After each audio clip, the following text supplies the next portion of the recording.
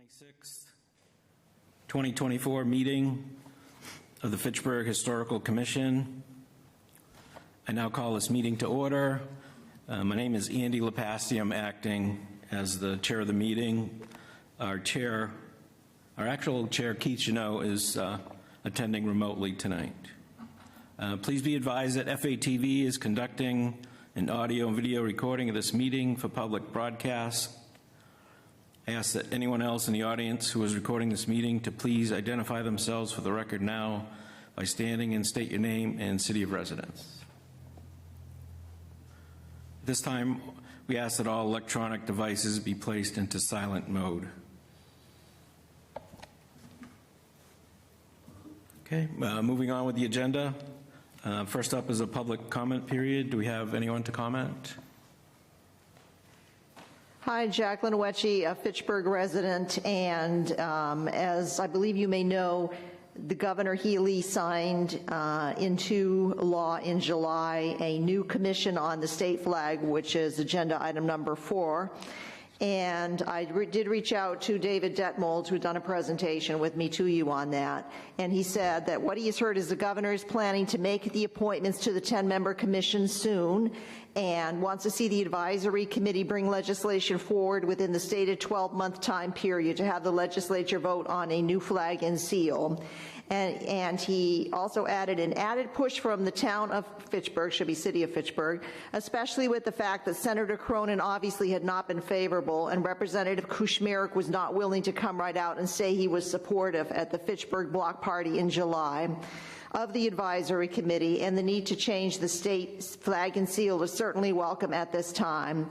Whatever comes of the work of the advisory committee once it does get appointed, the more cities and towns that weigh in and support it, the more likely the legislature will ultimately back a new flag and seal for the Commonwealth. So we do appreciate any support you can give to this. Thank you. Thank you. Thank you.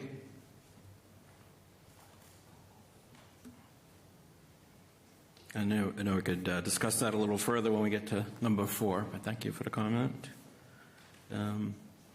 Next item, review and approve the minutes of the July 25th, 2024 meeting. Do I have a motion to approve those minutes? I move that we approve the minutes of the July 25th, 2024 meeting, minutes of the meeting. Okay. And I second. Second. Thanks, Don. Okay, do we have any discussion on that motion to approve those minutes from July 25? No. Okay, hearing none, I'll take a roll call vote. Keith, do you approve of those minutes? Okay. I approve. Yes. Okay. Ellen? Yes. Don? Yes. And I approve. Andy, yes, all approved. Okay.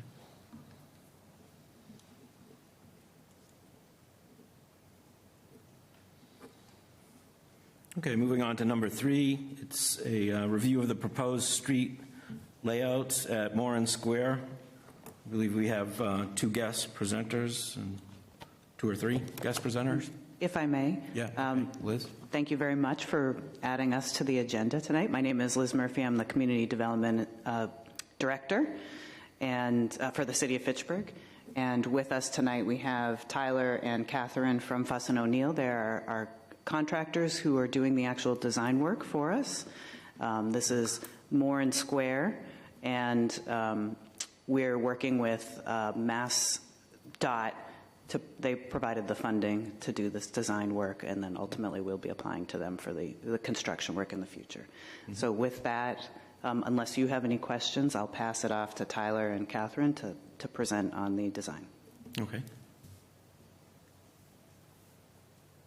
All right, so I am Catherine Jacobs. I am a senior landscape architect with Fuss & O'Neill, and I will get us started with this presentation, and a little later I'll be passing it off to Tyler to talk about some of the more traffic-focused aspects of the design. So here we are with the presentation. Of course, it's covering up my...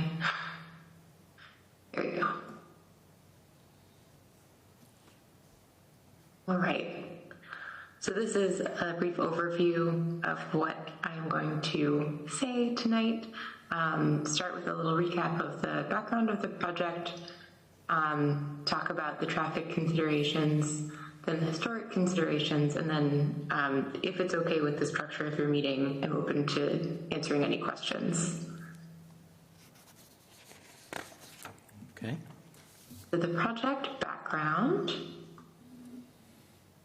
has the following goals: addressing traffic congestion, addressing flooding concerns, enhancing safety for all users, and improving underground infrastructure like stormwater, water, and sewer to promote economic development in the area.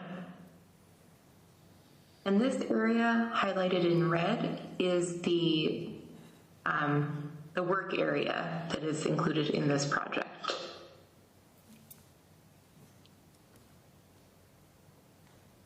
And now I'd like to hand it off to Tyler.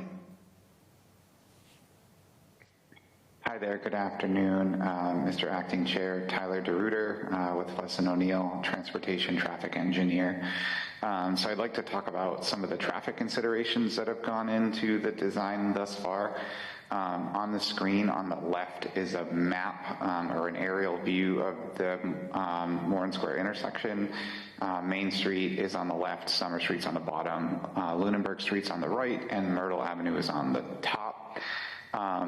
Some of the things that we found as part of this assessment were a lot of things related to safety. So we went out in the field, we made some observations and watched how people drive and walk through this area and flagged a number of different things that we wanted to improve. This area is part of a highway safety improvement program cluster, high crash cluster, as defined by Mass DOT for pedestrians and cyclists. That is largely for Main Street all the way back to North and transit facility. A road safety audit was done here in 2018 based on those clusters, and they found the following things. One, that the crosswalks are very long and that the pedestrians don't have enough time to cross the entire distance within their allotted signal timing. They found that a lot of the ramps for those crosswalks were substandard. So if we take a look at the island in the top right, this is a screen grab from Google Street View, but the ramps are blocked by curbing. The opening for the ramp is too narrow, and there's basically trip hazards in there that are related to just being old. And then also the signal indications are dated, and some of them are not visible. So the way that this intersection operates, there is a signal for Main Street west of Myrtle Avenue, and then there is another one west of Summer Street. And the eastbound right turns receive a green indication for both when Main Street has a green and also when Summer Street has a green. However, the left lane, as if you were to turn left onto Lunenburg Street, is red for a lot of that. So why are they red? Because we don't want them to be going when Myrtle Avenue is going, and then also if somebody is turning left, across from Lunenburg Street. So the problem that we observed in the field is that you have one lane that is able to go and the other is not. And so folks will get kind of confused, make a through movement from the right lane, jog over into the left turn, and then get stuck at a red light trying to turn onto Lunenburg Street. So one of the goals, here is to shorten the crossing distances, clear up any of the signal confusion that we have, and then convert this from a makeshift Y intersection to more of a traditional T intersection. If you go to the next slide, please. Other things we saw in the field were some damaged signal equipment, right? So if you see on the left side of the screen, the visor on the pedestrian indication on the southern corner has been hit by probably a truck or something. Likewise, on the right side of the screen, this is the eastern corner of Lunenburg Street, the pedestrian signal indication on the right side of that image is facing the wrong direction. It has been spun around 90 degrees. So this told us in the field that it's likely that these are getting hit by trucks that over encroach. So maybe those traffic signal poles are too close to the road and the trucks are having a hard time making that turning maneuver because the islands are kind of condensing where they need to be. Switch to the next slide, please. So to verify this, we drove some trucks in a program called AutoTurn on AutoCAD. And we drove WB50, which is a 50-foot long tractor trailer, and we made right turning maneuvers from Summer Street, which is the bottom of the image, to Lunenburg Street, which is the right side of both of the images. Existing conditions is on the left side of the screen, and it shows that there is some encroachment for those trucks, even though they're using the leftmost travel lane of Summer Street to get extra swing on the pedestrian curb ramp in the inside of the corner. There's also some overhang on the island where the monument is. And then for the left turns corresponding, there's some overhang encroachment on the smaller island that separates Main Street. So to clean this up, the proposed conditions as of now are on the right, where we would relocate the monument, remove the island, basically push it to the side, and then create more of a traditional T-shaped intersection that has better turning paths without that encroachment. So with that, I will pass it back to Catherine to show you some better pictures. All right, so we are going to jump into a quick view at the concept design that we have so far. This is just conceptual level. The basic idea that we're looking at, as Tyler said, is to remove the island, which is causing a lot of geometry and turn problems, take that space and basically add it to the corners, and in so doing, that space actually becomes more usable for pedestrians and cyclists. It can be more usable for planting, which is more easily accessible for maintenance operations. So this helps a lot with improving traffic and pedestrian safety, as well as improving the experience of the streetscape. We do recognize that the island and the memorial that sit on it are historically protected features of the historic district, and so incorporating that into the design is something we have been thinking a lot about. This rendering shows the relocated memorial on the left. It's a feature of this newly created plaza that has seating and planting around it, and we think this actually provides a more dignified way of honoring the memorial than the island that it's currently in, where it's surrounded by traffic. I am going to run through a couple different views of the same intersection. So these are just going to be different angles. So here we can see the same plaza we were just looking at with the statue, but from further away. This shows how you can see the statue from different perspectives.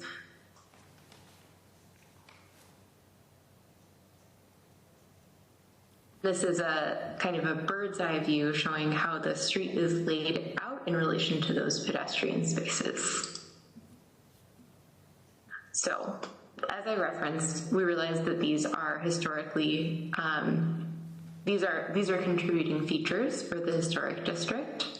I just pulled out the relevant sections that say that the Spanish-American War Memorial Monument is referenced in the form that was sent to the National Register of Historic Places, so this is the source document that makes that created the historic district and lists this monument as a contributing feature. And similarly, this is the section that lists the plaza itself as a contributing feature.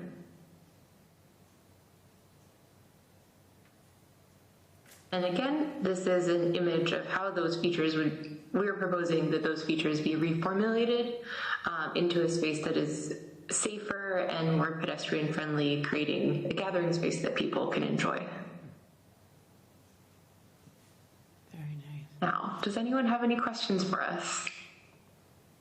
Go ahead.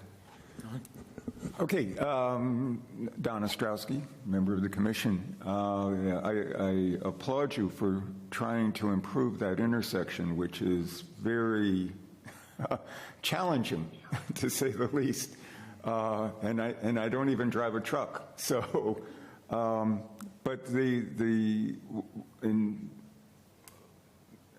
looking at what you're presenting, it seems if you take the island out, then that creates this large space in between, kind of out in the open. And it reminded me of what Davis Square used to be in Somerville, if you know that. It was traffic coming from many different directions into a large open area. And they finally, after many years, Somerville managed to find a way to make it less terrifying to drive into that open area.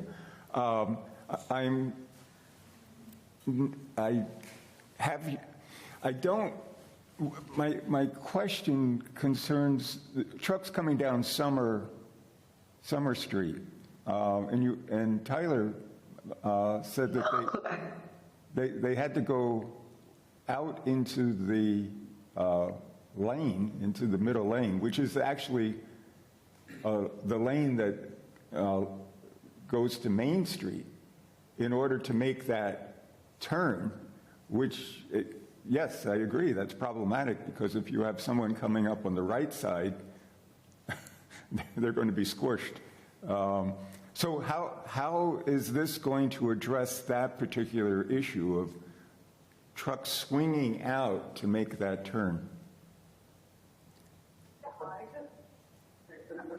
So I think, we have, a little bit of work to do to make sure that that can be accommodated without any significant issues. In the case of the updated phasing, both lanes of Summer Street would be going at the same time. So the truck would be able to kind of scooch over a little bit to make that added swing. We've also looked at a couple of other scenarios in terms of maybe changing curb radii or things like that to make it a little easier for them to get around that corner. But I think the big thing is not being confined between two pieces of curbing, right? So if the only curbing that they have to navigate is on the inside of their turn, that gives them a little bit more wiggle room to make that maneuver. Obviously, we don't want a truck to drive over the island and strike all of the features that are there that we care about. So if we can protect them on the inside of the turn, that would be safer. And then going back to my driving in a passenger car, when you come to that intersection, especially if you haven't been there before, it can be a little daunting. And if you take out the island, how are you going to set up to make sure people who are not familiar with that intersection, where they should be going? Because right now, even for those of us who have been through it a number of times through that intersection, it still is a bit of a daunting process. So how, instead of that large space in the middle, and will it just be painted lines that directing people when they're driving which lane they should be in? I think Tyler will be able to answer this more comprehensively than I can, but I want to make sure that it's clear on this image on the proposed image that the existing curb is actually all the way back here. Do you see the red line I'm drawing? Yes. Just starting. Oh, Yeah, on the right side of this the is- drawing. Okay, yes. Yeah, so it's going, this plaza that we're creating is going to bring in the width of the street pretty considerably. And on this side, this is the existing curb line, all the way back here. And Yeah, Tyler, so the intention of doing that, right, is narrowing that pavement space that we have today that is so wide and kind of confusing and not super well delineated, that will slow motor vehicle speeds, and it also shortens the crossing distances for the pedestrians. So the goal that we have is to basically have the pedestrians in the roadway exposed to other sources of vehicle traffic for the least amount of time. The existing intersection is kind of awkward because it's set up to basically have Main Street to Summer Street as the primary eastbound movement. And then to get to Lunenburg, you have to make a left-hand turn.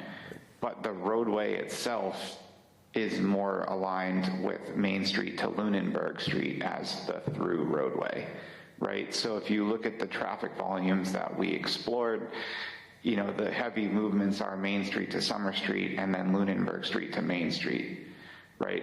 Which is a little strange. So we'd like to narrow or tighten up that right turn radius on the bottom left of the image, where we push that curb line out almost to where that existing median island is in the middle of the road today. To actually slow down those right turns, which are currently basically a free movement. And then we can build them into the signal phasing and have it operate in a way that's more traditional to what you might see at an intersection. Does that answer your question? Yeah, I think you have accurately presented the problem. And I hope your solutions will work. sounds like making the intersection legible and easily understandable is a really important thing for us to get right. Yeah, I just have a follow-up question on the traffic patterns there. Will you be keeping the same number of traffic lanes as the new design goes in place, or if it did? So the current design reduces the number of through lanes from Lunenburg Street to Main Street from 2 to 1, and everything else is basically retained. So, well, not retained, but like shifted. So we'll have a right turn designated lane from Main Street to Summer Street as there is today. The left lane becomes a through lane instead of a left turn lane, which will be a bit more obvious, I think, to motorists trying to navigate this. And then the Summer Street leg would become a left turn lane and a right turn lane. Currently, it is 2 through lanes going towards Main Street. Why do we need to do this? Because the project plan proposes to reduce the number of westbound lanes on Main Street from 2 to 1, as recommended in the safety studies that were conducted to road diet the road. Basically, there was a analyses that found that the lanes that we have are not required to accommodate the traffic in that direction, and if we reduce the number of lanes, which is called a road diet, we can again further reduce the crossing distance.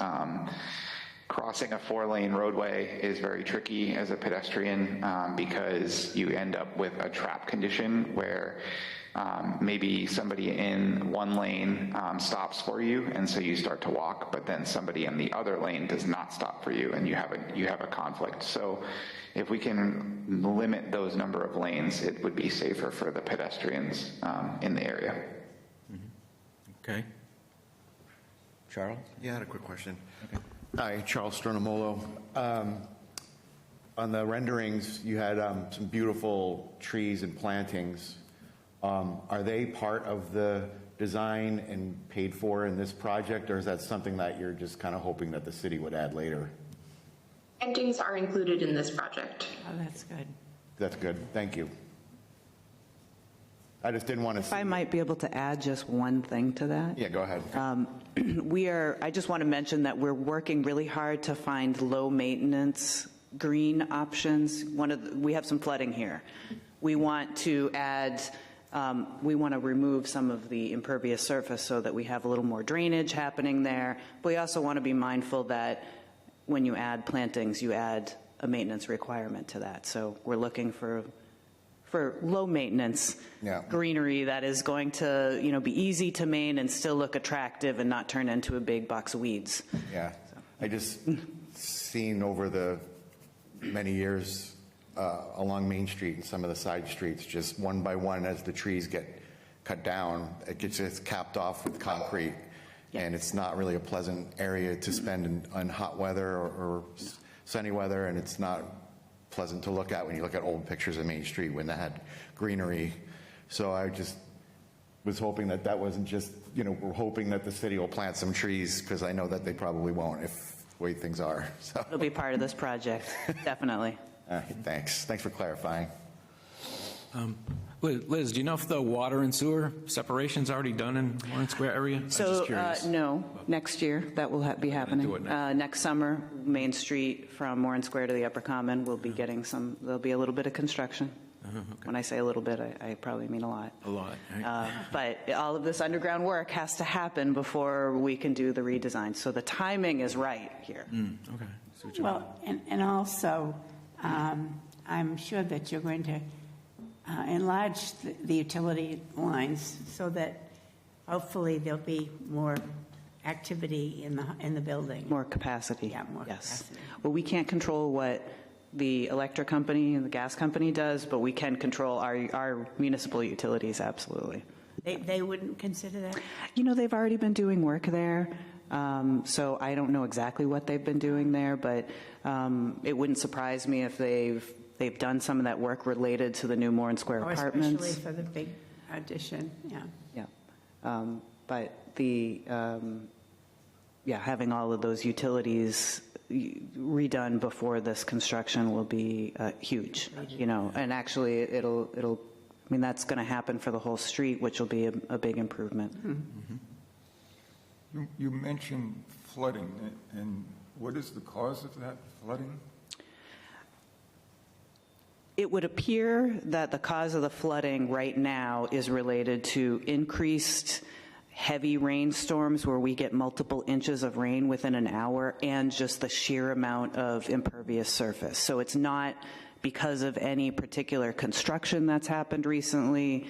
It's not because of the river. It's really rainstorms where we've gotten 2-3 inches in an hour, and in my memory, this has only happened a few times in the last, I would say, 3-4 years. We had, and I want to say last summer, we might have had a rainstorm where people were driving through 6 inches of water for a brief period because the rain had come down so heavy. You can see remnants of sandbags around 35 Main Street because they had so much water come in, did a lot of damage to some of the work that they had already completed related to the construction that was going on there. And they didn't want to see, and it cost them a lot of money to rip all this stuff out and replace it. They didn't want to see that happen again. So they put the sandbags in there, and actually across the street at the Fitchburg Plumbing Building, you can see this watermark. That was just from the last few years. And so we need to get some more of that rainwater to infiltrate, to get into the ground. So that's another reason for those green spaces where the pavement would be open and it would be plantings, both allowing the water to come in, but then also absorbing it in their roots. But would that be sufficient to just... That may be. But that's part of what this project is doing, is opening up more road, more pervious surface, adding those plantings. the contractors probably have a better sense of the technical aspects of how they're addressing the flooding than I do. So I'm not sure if Catherine or Tyler, either of you could add to what I've described here. We are still waiting to get all of the information we need on the flooding and pipe sizing to really dive into the calculations. So that part of the effort will be forthcoming. Hi, Keith Chino. I have some questions also. Maybe a follow-up on the planting. I think the designs so far with showing lots of planting is very encouraging. And the number of trees and the planting areas seems to be, would certainly enrich that area. And maybe a question back to Liz, as far as this is planned, is there, and Charles brought this also, is there any guarantee or creating kind of yearly budgets to be able to kind of address the maintenance of these plantings?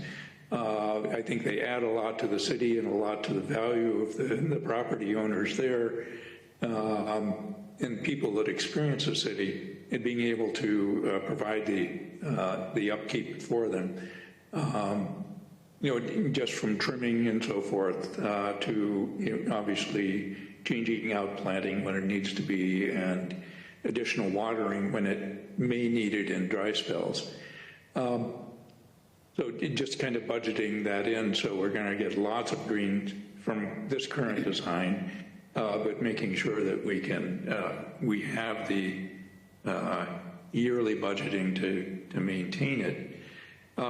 Second question to the designers is, you had mentioned some of this opening up these green areas to be able to absorb some of the runoff from the paving that's already there, and we're kind of have just about the same amount of paving, including sidewalks and so forth. But are these like rain gardens, or are they going to be infiltration type of planting pieces? Is that in the budget? And besides just having ground there that will absorb some water, sometimes these can be engineered to absorb large volumes of water, and wondering if that's in the plan.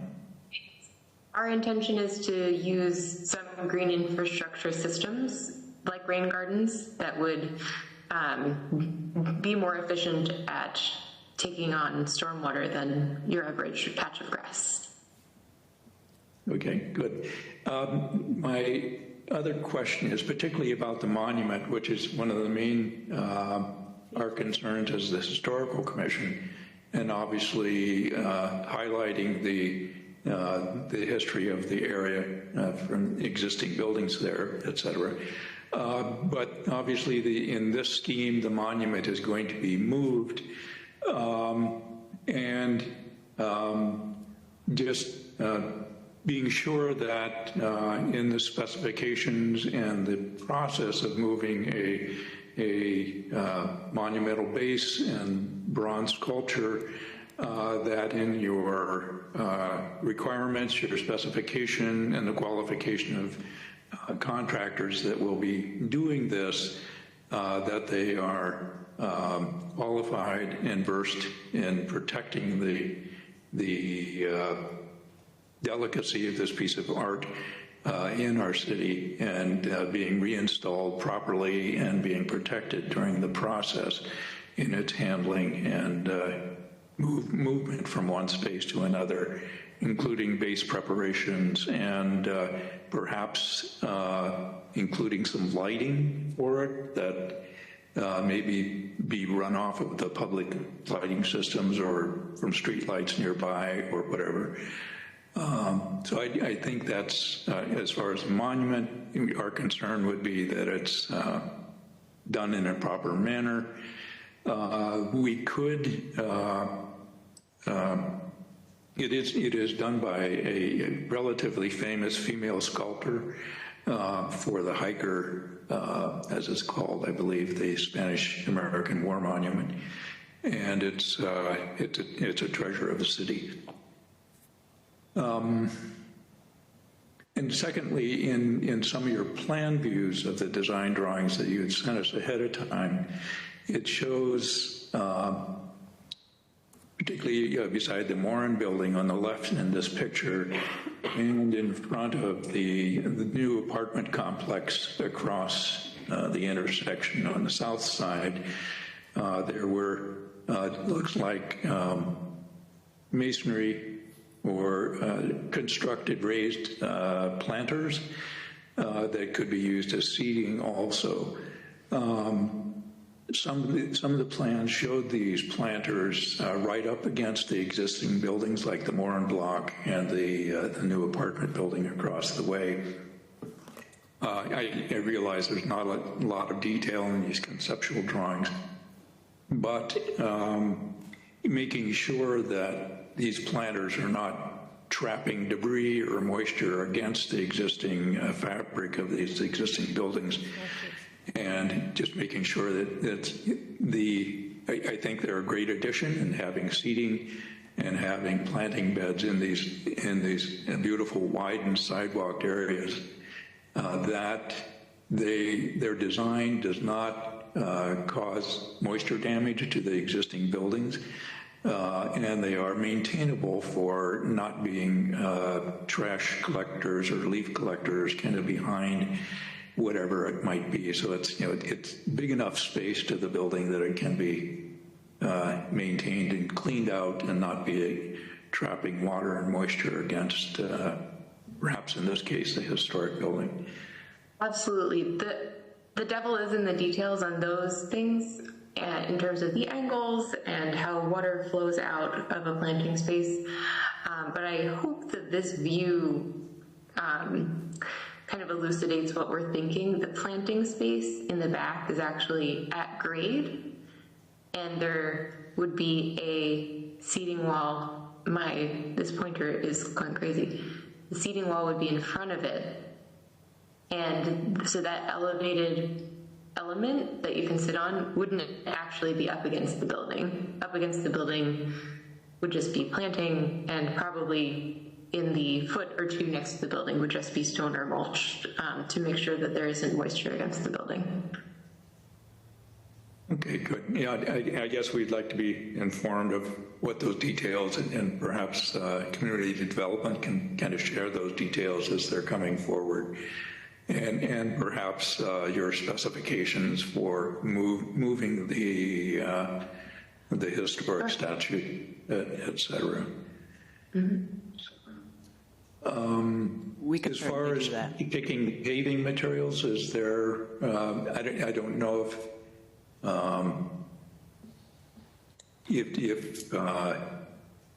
I guess making sure they're in keeping with the materials of the other buildings around it. And I saw one spot where, because of the narrowness of the roadways there and some symbols showing that the sidewalks will be definitely shared with bicycles and pedestrians. Is there a way of protecting pedestrians from speeding bicycles and things in situations like this, and from your experience?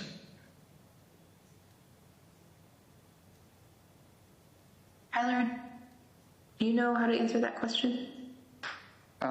Yeah, we have basically proposed, I believe, a side path type feature where the cyclists and pedestrians would be in a shared space.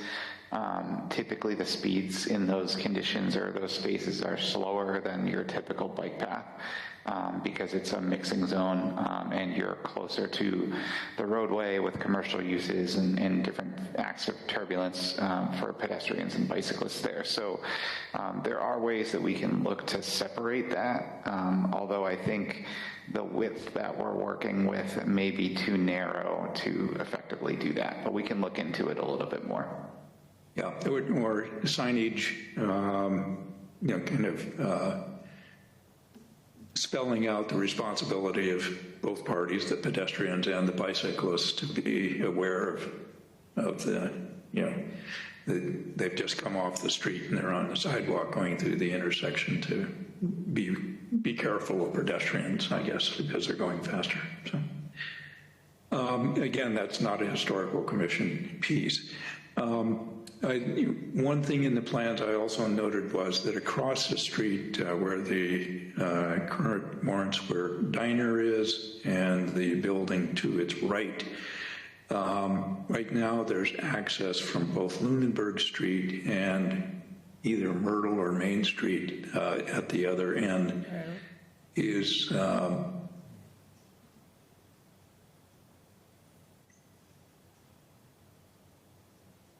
or I guess is access being restricted to that site, and yeah, so as part of the concept, in effort to make the intersection easier to understand as a motorist, we're reducing one of the driveways to more funnel them in a consistent location. I believe access would be maintained on Myrtle at this stage. So one of the driveways would be eliminated in some way, shape, or form. Okay, and is Myrtle two-way or one? Is it one-way coming toward Main Street? Currently, Myrtle Avenue is two-way up to a point of the diner driveway where it becomes one-way towards Main Street. We've looked at a number of concepts of maintaining that or opening it up to two-way. We did observe motorists traveling the wrong way up the one-way. So the current concept, I believe, is considering it as a right in, right out, giving the opportunity for motorists to use that as a two-way access. This all stems from removing Myrtle Avenue from the traffic signal in order to basically like clean it up and get rid of that double stop bar condition that we have today. So I think that part of it is a good idea, personally. I applaud the widenings of the sidewalks and funneling the traffic. I think it is will allow people to appreciate Moran Square and its architecture and its historic value. And overall for the city and making it more pedestrian friendly, I think it's I applaud the design so far. I had a quick question. Okay. I just have a quick question. I agree with Keith. I just was curious, the orientation of the statue, would that be maintained, having him facing the same way that he's facing now, or would it make sense to have him face another way? I don't know if the artist's intent when they installed that was to have him looking in that direction for a reason, but if that was the case, then I'd want to see it maintained. But if it would make sense to rotate him looking in a different way, because that apartment building wasn't there when they put him in, then I was just wondering if that was something that was considered. That's a really good point. So we have been showing it rotated slightly to maximize visibility of the monument from in the space from all the different angles that people might be approaching. But the artist's intent should definitely be considered. Do you have any ideas about where we might be able to research that? Are there any writings that you know of? I don't. We could consult with Susan at the Historical Society. She may have information on that. Yeah, I would propose that the Historical Commission could reach out to the Historical Society, that's basically has quite an archive of the city's history. And we could also reach out to the Fitchburg Art Museum, who personnel have a lot of expertise in exterior sculptures, and perhaps get them involved through community development to give input through the city to you on perhaps, any specific care and maybe even a little restoration if it's needed at the time of its movement. And also that question of its orientation and its new location, getting a little bit more in detail. So we could reach out to them and have them get back through community development, Liz Murphy, back to you with some information. That would be wonderful. Thank you. Because I was going to say that, because as much as I'm like a purist and want everything to always be the historical way, I'm thinking that if he was looking more towards down Main Street, might make more sense than having him looking at the apartment building. But like, again, like maybe the artist wanted him facing south for some reason or something, you know what I mean? I don't know. So, but thank you. South toward Cuba. I'd like to add to the monument about the height of the monument. I think currently it sits pretty high as you drive past it today. I don't know if that's just in your rendering, you have it down at kind of sidewalk level there. Just another item we might be able to question and research. Is it on a pedestal that you wouldn't have it on when you moved it, Tyler? Today it is in a median island with what looks like a little bit of base, and then there's the pedestal with the statue on top. So I think we would move it in the same way that it looks today, but it might be a different elevation depending on how high the sidewalk is and what's going on around there. But we can definitely look into that. Probably within a foot or inches difference. Depending on how you treat the surface. Okay. Good. We can certainly reach out and get back information to you on that. Ellen? Yes. With respect to the signage, are you planning to have a type of sign for the fact that it is the Moran Square Historic District? I don't know that we've gotten into that kind of a conversation yet. Do you, Catherine, Tyler, I don't think... We're definitely open to it. Yeah.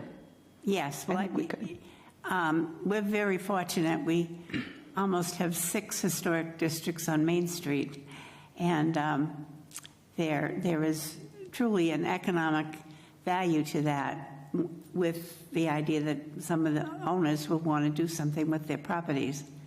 So if you could please consider that in your signage planning. And are you imagining signage about the district as a whole, or the contributing features, both, either? No, I was just thinking of it as, a destination type sign, so that, most people would recognize.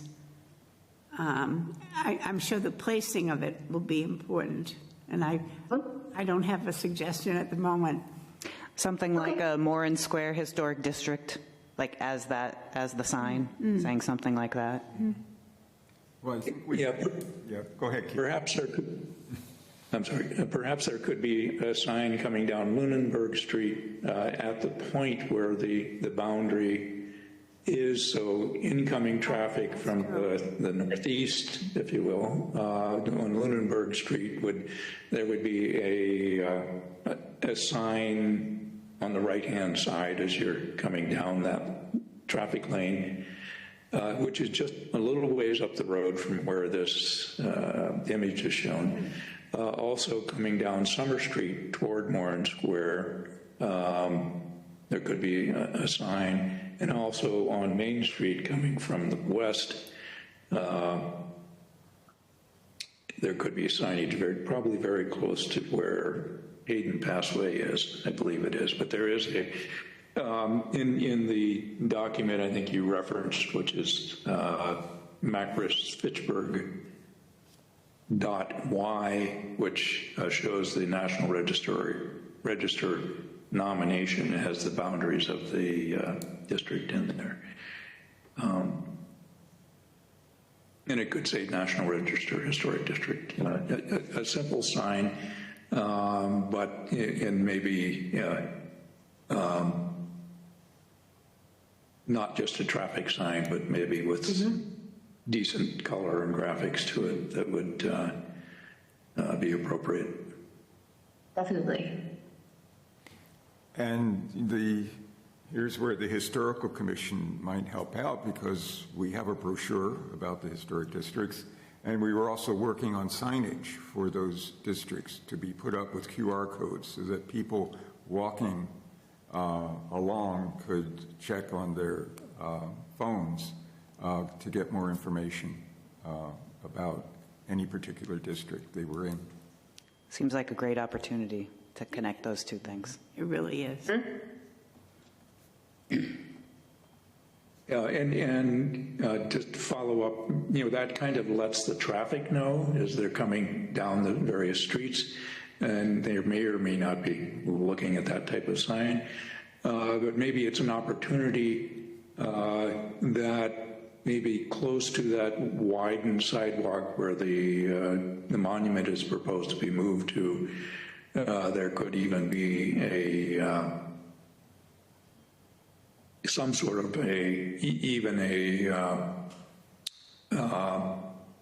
of a raised tilted sign, if you will, or like at other maybe historic recognized sites that could be, again, a map of the area and a brief reading, brief bit of information, and perhaps highlighting some of the historic highlights of the area. Obviously not the whole thing, but the building behind them, the fire station across the way, the building that shows up in the right, which was the brown bag seed filling company or packet building company, along with many other industries and inventors and things that were happening in this particular area. So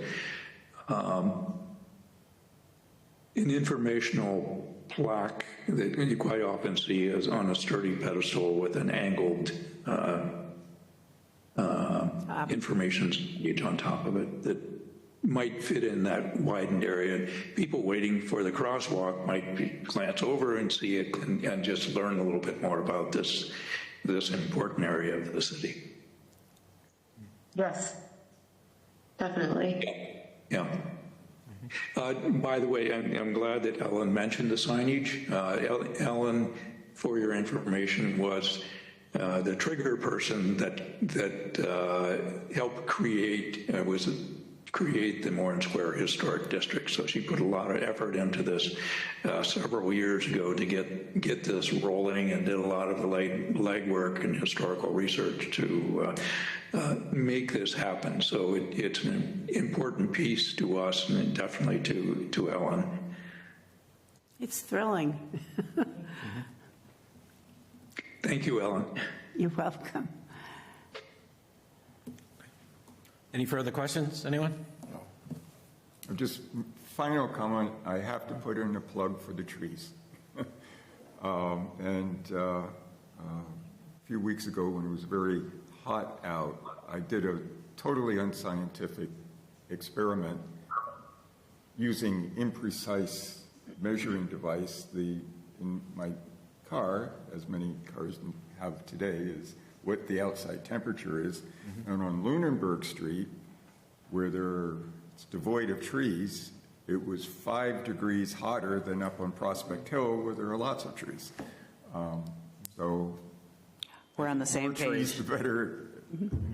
In terms of looking forward, we can expect more heavy rains, and we can expect hotter temperatures. It appears Absolutely. so.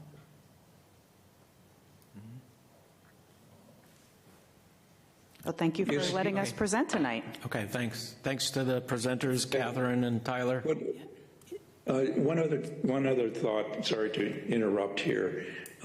just looking at the kind of the square of asphalt in the middle of this rendering, I don't know if the walk signals are, if there's any point in time in the pedestrian design where people could walk in all directions or even diagonally across from one corner to the other, with, across the center of this black rectangle. As maybe part of the design and maybe part of calming of people going through the intersection, of having any additional texture or paving feature in the middle of this kind of, it's really the beginning of Main Street on the eastern end, and it's kind of the symbolic beginning of Fitchburg downtown, which is almost a mile long from Moran Square up to the Upper Common, but being kind of a celebratory beginning of Main Street, if you will, or ending of Main Street as we come through, and celebrating Moran Square as part of that. So as a conceptual thing, I'm not sure if that really confuses traffic or not, but is there something that might be considered as a aesthetic feature of the pavement itself, and how it can withstand repairs to the road and new sewer lines and gas lines and things happening in the future, but just putting it in as a thought of a design feature at this pretty important intersection to the beginning of downtown on the eastern end.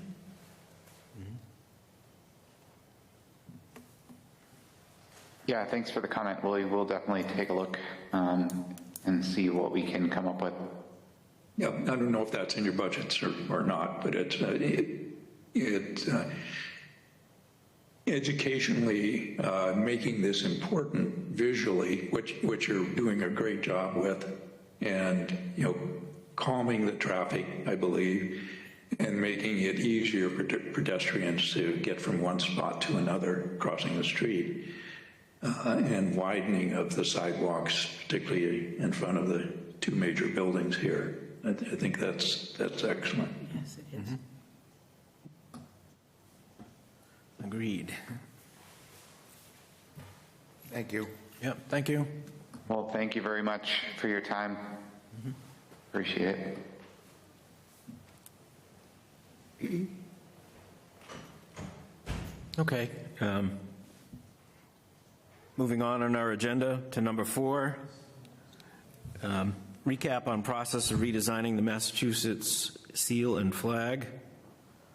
I wonder, Keith, if you could speak to that for us. I know we've had some discussion on it. Yes, and kind of we didn't meet this past month because of lack of a quorum, but before Ms. Ouija and I can't remember his name, she may be still here, gave a great presentation to us of some of the history and kind of recognizing what the seal has been throughout the ages for the Commonwealth and has changed over time. And perhaps the time for recognition or for a rethinking the design of the seal as it shows in the seal and as it's used on the flag.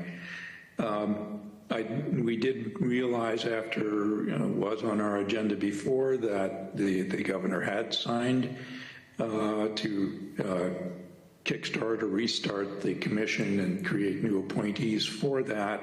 And they have a 12-month period to act on that. And I think that's certainly a positive piece happening. I did reach out to the Human Rights Commission, I believe it is, and I haven't heard back from them, where they had a presentation also about the seal earlier in the spring. This is something that if we wanted to follow up, and I would be to create a draft resolution that we could forward to our city council to have them understand the situation and perhaps vote on it, hopefully affirmative action on it. And as our guest mentioned at the beginning of the meeting, this additional having Fitchburg log in as a city council supporting this change and being recognized before the Commonwealth's Commission, and having our city in favor of supporting this also would be some help for the reasons Ms. Weijie gave at the beginning of the meeting. So I open that up to any others on the commission that would. I'd be very happy to work on if you all just give me some thoughts on, you know, a statement, or however we would, you know, however we're going to approach city council. I think it's a wonderful opportunity to you know, bring to the attention of the public that this is happening and the reasons and so forth. I believe. Okay. I believe when we had the presentation from you, Jacqueline, and who was your colleague? What was his name again? David Detmold. David Detmold, thank you. I believe the two of you, or David, actually has a pretty good statement, doesn't he, drafted for? Yes, you should us to have a look at? draft resolution that he sent Okay.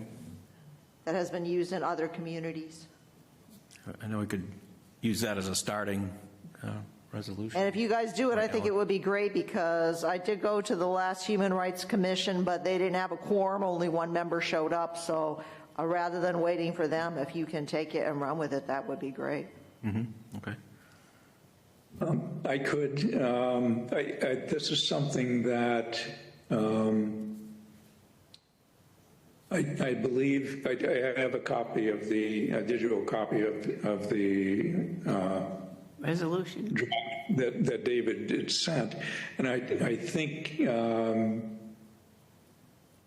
we could, or I could get this to Ellen, and I would personally be able to help her with it, and we could distribute it through email to other members to add or subtract to it.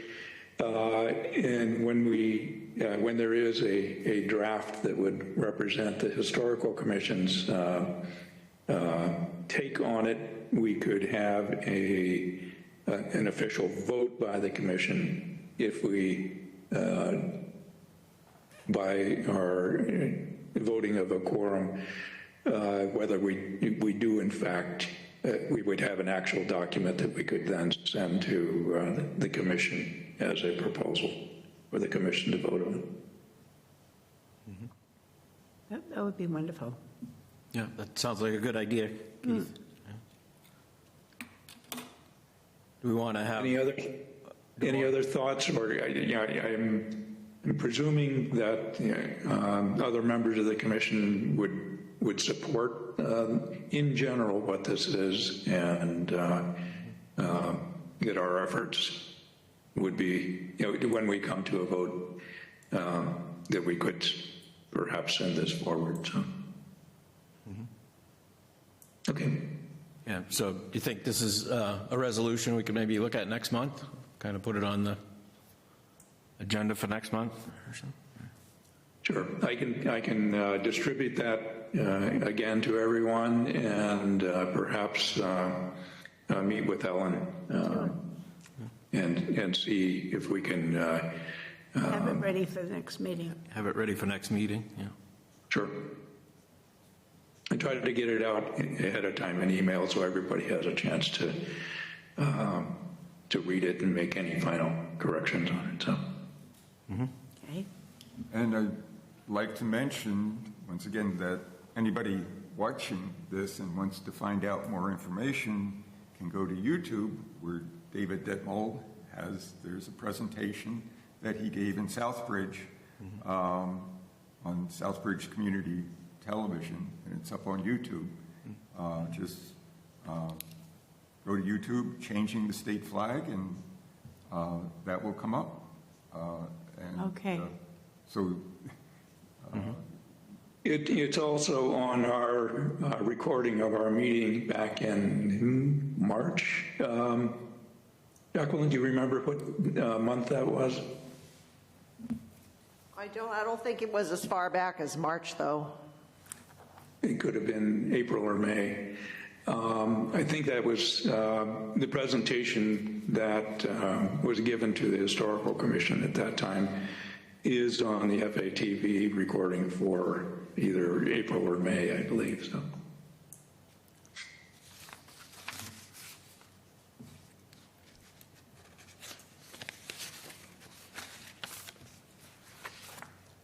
I was just thinking perhaps in the resolution, we could also note what Governor Healy had to say about it, or did she submit a bill or sign some kind of resolution, was it?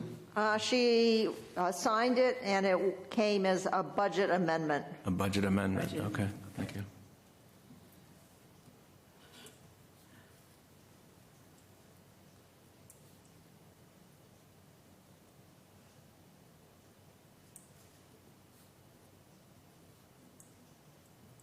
Okay. Any further comments or questions on that item? Okay, moving to number 5, a review process to study the creation of an additional historic district, for example, Prospect Hill District. yeah, Aye. thank you, Jacqueline. I've started to the process, the ball rolling, but right now is not the best time to start the ball rolling on Prospect Hill because of the sewer. Yeah. A lot of disruption, and then Applewild is also doing a great deal of construction. But we have a core of people, and I think we'll be ready to go once the construction settles down. Well, the buildings also represent what their original owners did for the city of Fitchburg. I mean, the Simonses had a property, of course, the Crockers, the Wallaces. You know. Yes.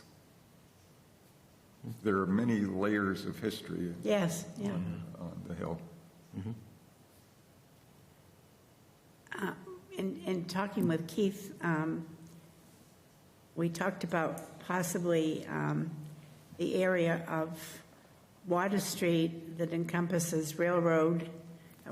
The boundaries would be First Street, Railroad Street, Water Street, and I don't think did we decide on the farther end how far we'd go?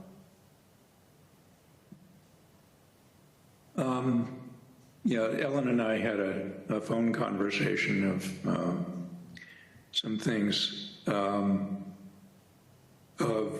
things that we could be looking, what the Historical Commission could be looking toward the future, and some of the things that we could do to help the city.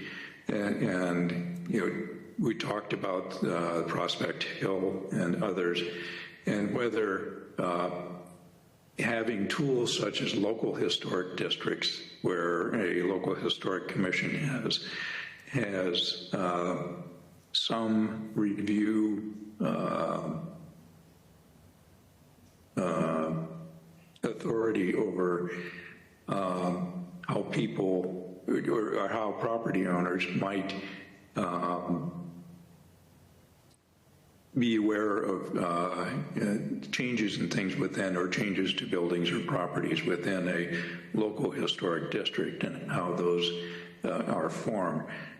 Many cities like Fitchburg throughout the Commonwealth, cities and towns, have local historic districts as one of the tools that can be used to kind of help maintain the historical integrity of certain particular areas. Another tool is having a National Register Historic District, like we were talking about of Moran Square. And quite often this is certainly recognizing historic value of areas on a national level. There isn't any local control over the particular properties, but it does give the property owners national recognition of the historical value of particular properties. And it also, particularly for non-residential properties that are doing reuse or rebuilding, such as commercial structures, et cetera, that they can have available to them income tax credit financing opportunities that will help to offset the cost of construction and reuse. A good example of that is the pictures we saw of the Moran Square Historic District and the new apartment building on the southern side that incorporates the old fire station to the left, and the Syndicate building. Harper Furniture Building, or the Syndicate Building as it's called, which was the Brown Bag Filling Company building in the past. And that particular project was able to use, were able to acquire income tax credits through both state programs and federal programs of income tax credit to help finance and create financing opportunities to lower the cost of construction. So in the case of the Water Street, First Street, Railroad Street, and often considered to be bounded by 4th Street, affectionately called by Fitchburg people, called the Patch, where notoriously new immigrants to the community came to live, and that helped work on the railroads, that helped work on building the factories and working in the various factories that were quite an economic boom to the city. And many of Fitchburg citizens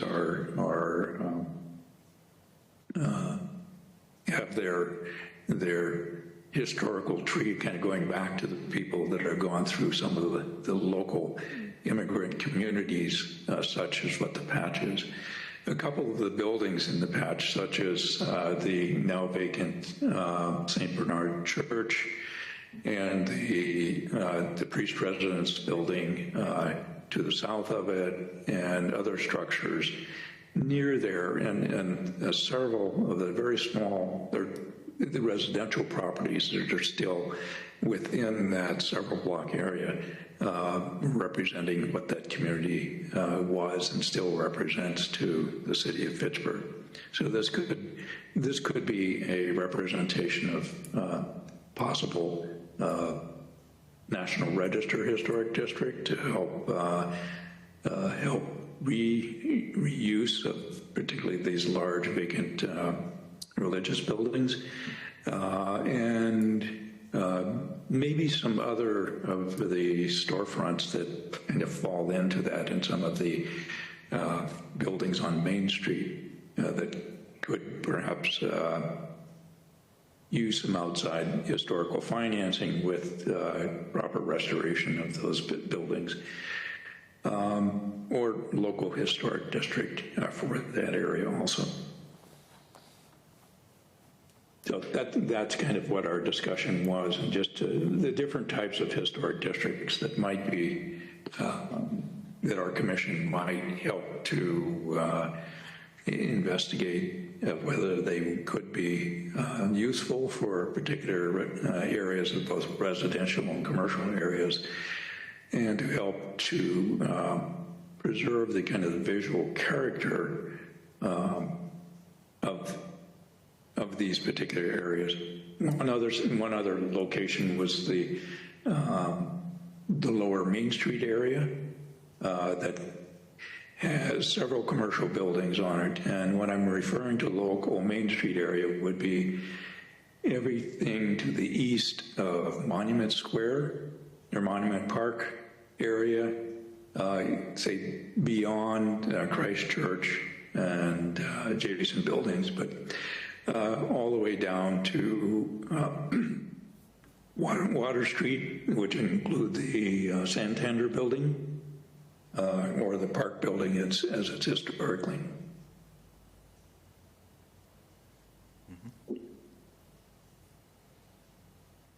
So those are some of the areas. Perhaps another residential area could be the Atlantic Avenue area. That has a rich heritage. Other areas in the city, there's certainly some up in the Claghorn area.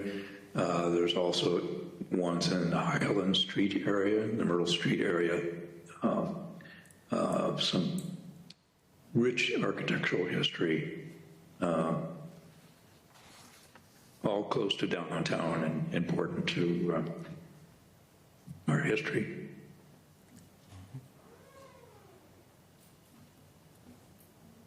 Okay. Hey, Jennifer. Hi. Keith, Hi. Jennifer Jones just walked in. I'm here, Ellen. Okay, you're welcome to stay. Yeah, well, I'm gonna park out in front and then I'll come get you. Thank you. Okay. Thanks, Jennifer.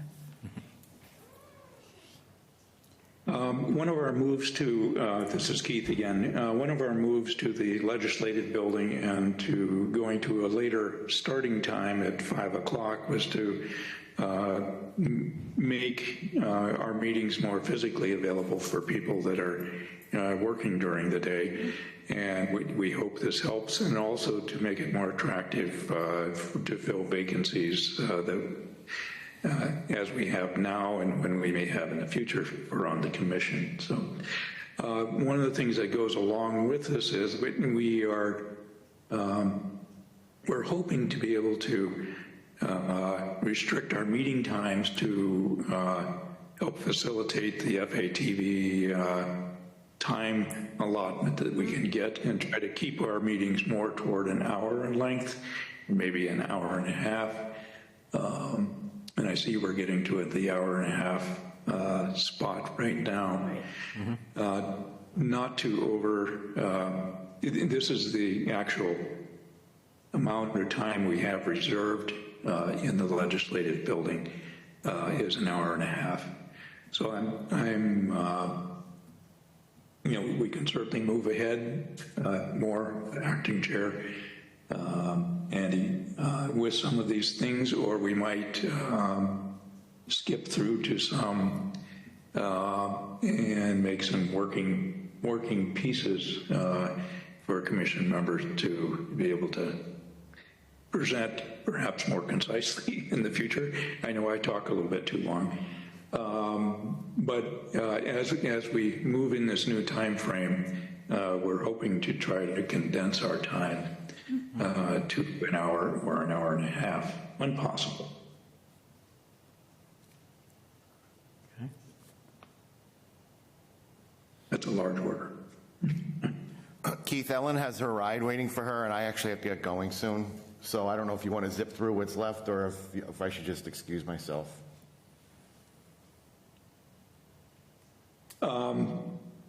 You're welcome to excuse yourself. Andy, if you don't mind, maybe we can just highlight the last pieces here, and maybe we can bring those up in more detail where we won't have a long outside presentation for our October meeting, perhaps. Mm-hmm.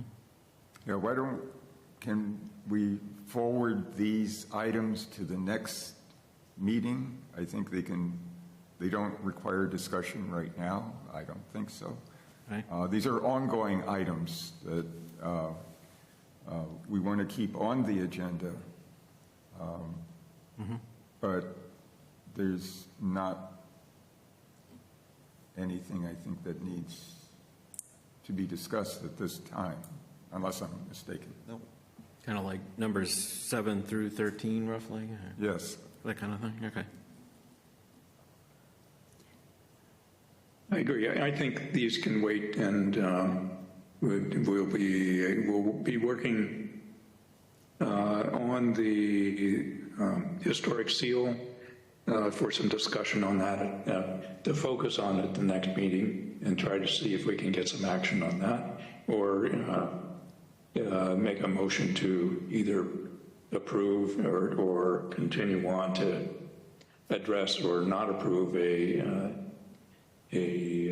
proclamation or before the city council. Yeah. I think that would be a major issue. Other pieces, we'll be kind of working in the background, and I can get some information out to other individuals on the commission to maybe we can focus on some things and try to make some more succinct reports at future meetings. Ellen? I move that we, from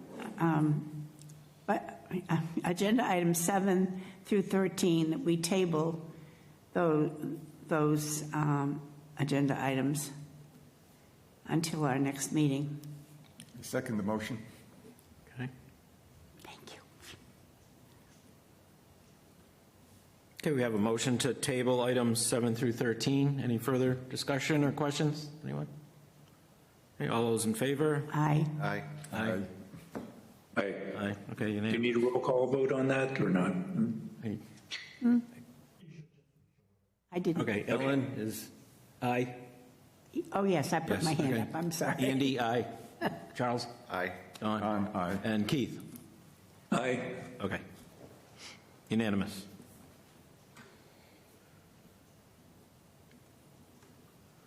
Okay. I don't know if anybody had any further questions, new business, anything like that?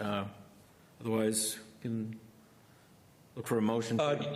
Just one thing, as we get toward November and December, the last Thursday of the month in November comes on Thanksgiving Day, and we can all bring our turkey dinner in, or we can have it a week earlier. And the same thing for December. I believe the last Thursday is December 26th. Which follows right after a traditional holiday, and maybe having the commission meet the Thursday before that for both November and December. If that's okay with everybody, I will try to reserve the room for then. I think that's an excellent recommendation. Yep, that sounds good. Okay. Okay, that's it. And next meeting is October 31st. Wear your costume, and like we will see you. Halloween. We will see you with your trick-or-treat bag back here in the same location. We have a motion to adjourn. Second? Third. So moved, right? So move. Yeah. Okay. Thanks, everyone. Thank you. Thank you. Nice to see all of you.